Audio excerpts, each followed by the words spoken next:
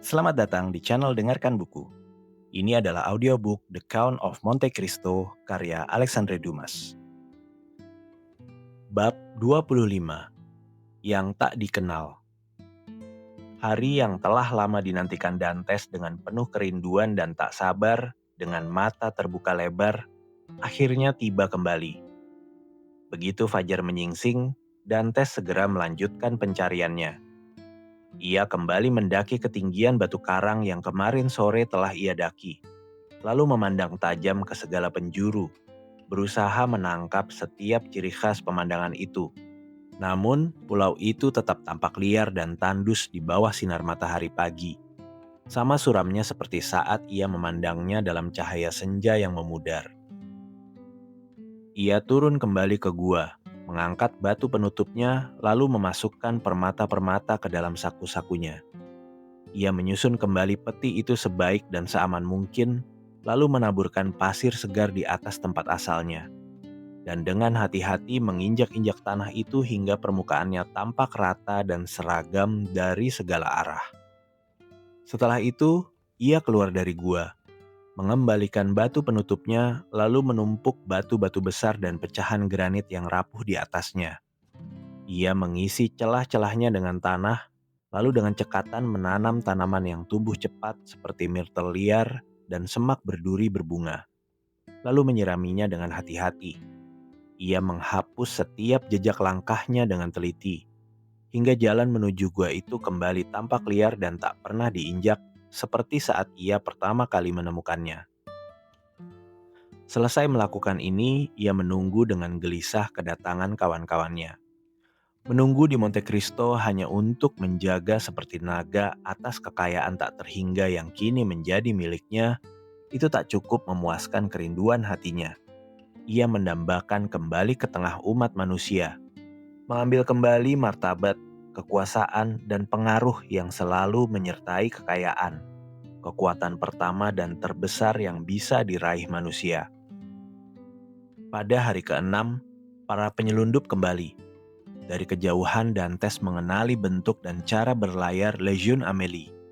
Ia pun berjalan terseok-seok, berpura-pura kesakitan menuju tempat pendaratan.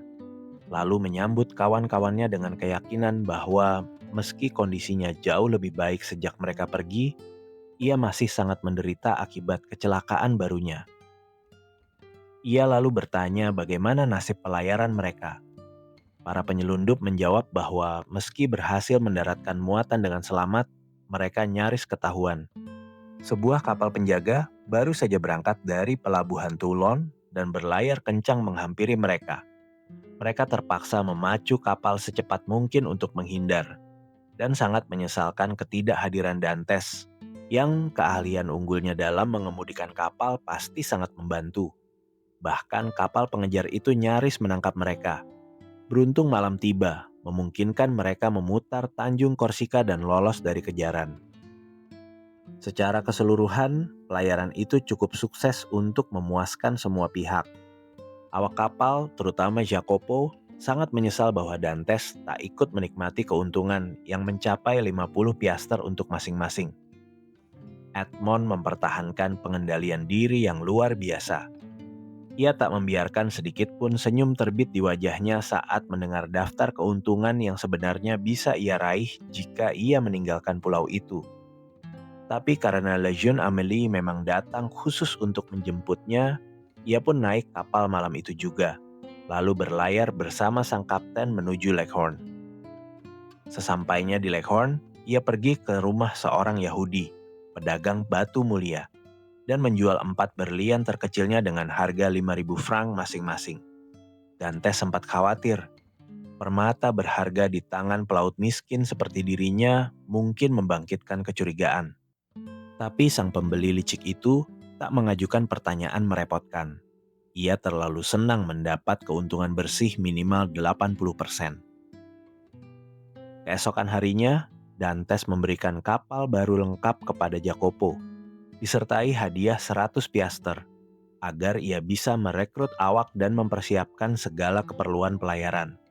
Syaratnya, Jacopo harus segera berlayar ke Marseille untuk mencari seorang pria tua bernama Louis Dantes, yang tinggal di Ale de Meihan, serta seorang gadis muda bernama Mercedes penduduk desa Catalan.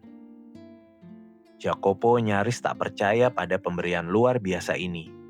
Dantes segera menjelaskan, ia sebenarnya hanya menjadi pelaut karena iseng dan ingin menjengkelkan keluarganya yang tak memberinya cukup uang. Namun begitu tiba di Leghorn, ia mewarisi kekayaan besar dari seorang paman yang menjadikannya satu-satunya ahli waris. Pendidikan tinggi Dantes membuat kisah ini terdengar sangat masuk akal. Jacopo sama sekali tak meragukannya. Masa kerja Edmond di atas Legion Amelie telah berakhir. Ia pun pamit pada sang kapten, yang awalnya berusaha keras membujuknya tetap tinggal. Tapi begitu mendengar soal warisan itu, sang kapten tak lagi memaksa. Keesokan pagi, Jacopo berlayar ke Marseille dengan instruksi dari Dantes untuk kembali menemuinya di Pulau Monte Cristo. Setelah memastikan Jacopo benar-benar meninggalkan pelabuhan, Dantes naik ke Legion Amelie untuk pamitan terakhir. Ia membagikan hadiah yang sangat murah hati kepada seluruh awak kapal, hingga mereka semua mendoakan keberuntungannya dan menyatakan ketertarikan tulus pada nasibnya. Pada sang kapten, ia berjanji akan menulis begitu ia memutuskan rencana masa depannya. Lalu Dantes berangkat menuju Genoa. Saat ia tiba, sebuah kapal pesiar kecil sedang diuji coba di teluk.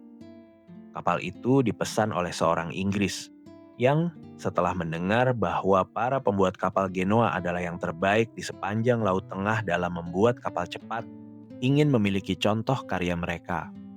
Harga yang disepakati antara sang Inggris dan pembuat kapal adalah 40.000 franc. Dantes terpikat oleh keindahan dan kemampuan kapal kecil itu.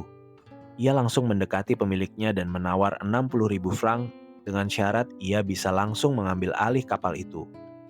Tawaran ini terlalu menguntungkan untuk ditolak. Apalagi sang pemesan sedang berlibur ke Swiss dan baru akan kembali dalam 3 minggu atau sebulan. Si pembuat kapal yakin ia sempat menyelesaikan kapal baru sebelum itu. Kesepakatan pun tercapai. Dantes mengajak pemilik kapal itu ke rumah seorang Yahudi.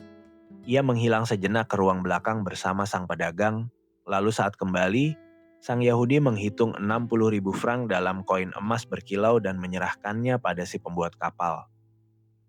Gembira luar biasa, sang pembuat kapal menawarkan bantuan menyediakan awak kapal yang cocok.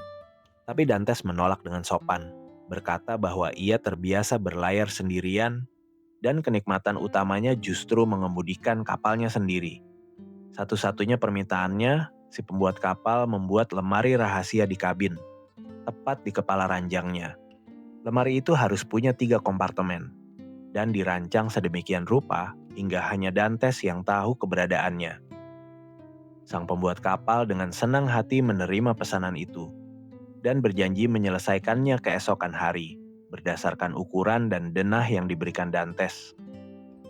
2 jam kemudian, Dantes berlayar dari pelabuhan Genoa diawasi oleh kerumunan besar yang penasaran ingin melihat bangsawan Spanyol kaya raya yang lebih suka mengemudikan kapal pesiarnya sendiri. Namun keheranan mereka segera berubah menjadi kekaguman saat menyaksikan betapa mahirnya Dantes mengendalikan kemudi. Perahu itu seolah memiliki kecerdasan manusia, langsung menuruti sentuhan paling ringan sekalipun. Dantes hanya butuh uji coba singkat untuk mengakui, orang Genoa memang pantas mendapat reputasi tinggi dalam seni pembuatan kapal. Para penonton mengikuti perahu kecil itu dengan mata mereka hingga menghilang dari pandangan. Lalu mereka mulai menebak-nebak tujuannya. Ada yang bersikeras kapal itu menuju Korsika, yang lain Pulau Elba. Taruhan besar dibuat bahwa ia pasti menuju Spanyol. Sementara banyak orang bersumpah yakin tujuannya adalah Afrika. Tapi tak seorang pun terpikir pada Monte Cristo. Padahal kesanalah Dantes mengarahkan kapalnya.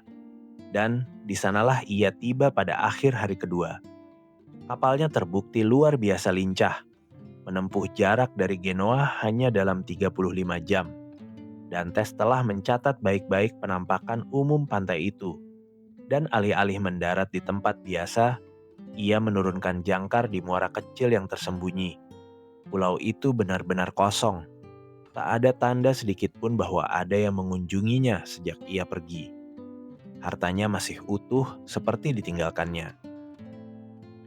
Keesokan pagi, ia mulai memindahkan kekayaannya. Sebelum senja tiba, seluruh kekayaan luar biasanya telah aman tersimpan di dalam kompartemen rahasia di kabinnya. Seminggu berlalu, Dantes menghabiskannya dengan menguji kapal pesiarnya mengelilingi pulau, mengamati setiap detail seperti penunggang kuda ulung yang mempersiapkan tunggangannya untuk tugas penting. Hingga pada akhir minggu itu ia benar-benar memahami kelebihan dan kekurangannya. Kelebihan itu akan ia tingkatkan, kekurangannya akan ia perbaiki. Pada hari ke-8, ia melihat sebuah perahu kecil berlayar kencang mendekati Monte Cristo. Saat semakin dekat, ia mengenali kapal itu, kapal yang diberikannya pada Jacopo. Ia segera memberi isyarat. Isyarat itu dibalas dan 2 jam kemudian, kapal baru itu berlabuh di samping kapal pesiarnya. Jawaban yang diterima Edmond atas setiap pertanyaan mendesaknya tentang informasi yang didapat Jacopo sungguh menyedihkan. Ayah Dantes telah meninggal, dan Mercedes telah menghilang.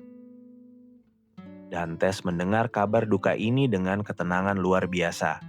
Tapi begitu melompat ke darat, ia segera menunjukkan keinginannya untuk sendirian. 2 jam kemudian, ia kembali. 2 awak dari kapal Jacopo naik ke kapal pesiarnya untuk membantu mengemudikannya. Dan Dantes memerintahkan kapal itu langsung menuju Marseille. Kematian ayahnya memang sudah ia duga. Tapi ia sama sekali tak paham mengapa Mercedes menghilang secara misterius. Tanpa membocorkan rahasianya, Dantes tak bisa memberi instruksi cukup jelas pada agen manapun. Lagi pula, ada hal-hal lain yang ingin ia selidiki sendiri. Dan hanya ia sendiri yang bisa melakukannya dengan cara yang memuaskan hatinya. Cerminnya di Leghorn telah meyakinkannya. Ia tak mungkin dikenali lagi. Lagi pula, kini ia punya sarana untuk menyamar sesuai keinginannya. Maka, pada suatu pagi yang cerah, kapal pesiarnya diikuti perahu nelayan kecil berani memasuki pelabuhan Marseille dan berlabuh tepat di tempat yang sama di mana pada malam tak terlupakan saat ia dibawa ke Chateau d'If, ia dulu naik ke perahu penjara. Dantes tak bisa menahan gemetar saat seorang gendarme mendekat, mengiringi petugas yang datang meminta surat kesehatan sebelum kapalnya diizinkan berkomunikasi dengan daratan. Tapi dengan ketenangan sempurna yang ia pelajari dari Varia, Dantes dengan tenang menunjukkan paspor Inggris yang ia dapatkan di Leghorn. Paspor ini justru memberinya status yang lebih tinggi daripada paspor Perancis, dan ia pun segera diizinkan turun ke darat tanpa hambatan. Orang pertama yang menarik perhatian Dantes saat ia mendarat di La Cabinière adalah salah satu awak Pharaon. Edmond menyambut pertemuan ini sebagai cara menguji seberapa besar perubahan penampilannya selama ini. Ia langsung mendekati pria itu, mengajukan berbagai pertanyaan tentang banyak hal sambil mengamati ekspresinya dengan seksama. Tapi tak satupun kata atau pandangan menunjukkan bahwa sang pelaut pernah mengenalnya. Dantes memberi uang pada pelaut itu sebagai balas jasa atas keramahannya. Tapi belum jauh melangkah ia mendengar suara memanggilnya. Ia langsung berbalik. "Maafkan saya tuan," kata sang pelaut jujur itu terengah-engah. "Tapi saya yakin Anda salah memberi. Anda bermaksud memberi koin 2 franc. Tapi lihat, Anda memberi saya koin Napoleon ganda." "Terima kasih sahabat baikku," jawab Dantes. "Kau benar, aku memang salah. Tapi sebagai hadiah atas kejujuranmu, kuterima koin itu kembali dan kuberi kau satu lagi, agar kau bisa minum untuk kesehatanku dan mengajak kawan-kawanmu bergabung." Pelaut itu tercengang luar biasa, hingga tak mampu berkata apa-apa. Ia hanya memandang sosok Dantes yang menjauh dengan takjub. "Pasti bangsawan India kaya raya," gumamnya. Sementara itu, Dantes melanjutkan perjalanannya. Setiap langkah menghimpit hatinya dengan emosi baru. Kenangan pertama dan paling tak terlupakan semuanya ada di sini. Tak satu pohon, tak satu jalan pun yang ia lewati tanpa membangkitkan kenangan manis. Ia terus berjalan hingga tiba di ujung Rue de Noailles, tempat ia bisa melihat jelas Allée de Meilhan. Di tempat yang penuh kenangan ayah dan kasih sayang ini, jantungnya berdebar kencang, lututnya goyah, penglihatannya berkabut. Dan jika ia tak berpegangan pada salah satu pohon, ia pasti jatuh ke tanah dan terinjak kereta-kereta yang terus melintas. Setelah memulihkan diri, ia mengusap keringat di dahinya dan tak berhenti lagi hingga tiba di depan rumah tempat ayahnya dulu tinggal. Bunga nasturtium dan tanaman lain yang dulu senang dirawat ayahnya di depan jendela, semuanya telah menghilang dari lantai atas rumah kecil itu. Bersandar pada pohon, ia memandang lama ke lantai atas rumah reot itu. Lalu ia mendekati pintu dan bertanya, apakah ada kamar kosong untuk disewa? Meski dijawab tidak, ia memohon dengan sangat agar diizinkan melihat kamar di lantai 5. Meski penjaga pintu terus bersikeras kamar itu sudah ditempati, Dantes akhirnya berhasil meyakinkannya untuk menanyakan izin pada penghuninya. Penghuni kamar sederhana itu adalah pasangan muda yang baru menikah seminggu. Melihat mereka, Dantes menghela nafas berat. Tak ada yang tersisa dari dua kamar kecil itu seperti masa ayahnya dulu. Kertas dindingnya berbeda. Perabot tua yang dulu mengisinya telah lenyap. Hanya 4 dinding yang masih sama. Ranjang pasangan muda itu ditempatkan di posisi yang sama seperti dulu ayahnya tidur. Dan meski berusaha menahan, air mata Dantes tak bisa dibendung. Ia teringat, di sanalah ayahnya menghembuskan nafas terakhir, memanggil-manggil putranya yang tak kunjung datang. Pasangan muda itu terheran melihat emosi pengunjungnya dan terkejut melihat air mata besar mengalir diam-diam di wajah yang tampak keras dan tak berubah itu. Tapi mereka merasakan kesucian dukanya, dan dengan kepekaan alami, mereka membiarkannya sendirian. Saat Dantes pergi dari tempat yang membangkitkan kenangan menyakitkan itu, mereka mengantarnya turun dan berharap ia mau datang lagi kapan saja, menjamin rumah sederhana mereka selalu terbuka untuknya. Saat melewati pintu lantai 4, Dantes berhenti sejenak dan bertanya apakah Kaderus si penjahit masih tinggal di sana. Tapi ia diberitahu bahwa pria itu kini mengalami kesulitan dan kini mengelola sebuah penginapan kecil di jalan antara Bellegarde dan Beaucaire. Setelah mendapat alamat pemilik rumah di Allée de Meilhan, Dantes segera pergi ke sana dan dengan nama Lord Wilmore, nama dan gelar di paspornya, ia membeli rumah kecil itu seharga 25.000 franc. Lebih dari 10.000 franc di atas nilai sebenarnya. Bahkan jika pemiliknya meminta 500.000, Dantes pasti akan membayarnya tanpa ragu. Hari itu juga penghuni lantai 5 yang kini rumah itu milik Dantes diberitahu oleh notaris yang mengurus surat-suratnya. Pemilik baru memberi mereka pilihan kamar mana saja di rumah itu tanpa kenaikan sewa, asal mereka segera mengosongkan 2 kamar kecil yang mereka tempati. Peristiwa aneh itu memicu keheranan dan spekulasi di sekitar Allée Meilhan. Banyak teori bermunculan, tapi tak satu pun yang mendekati kebenaran.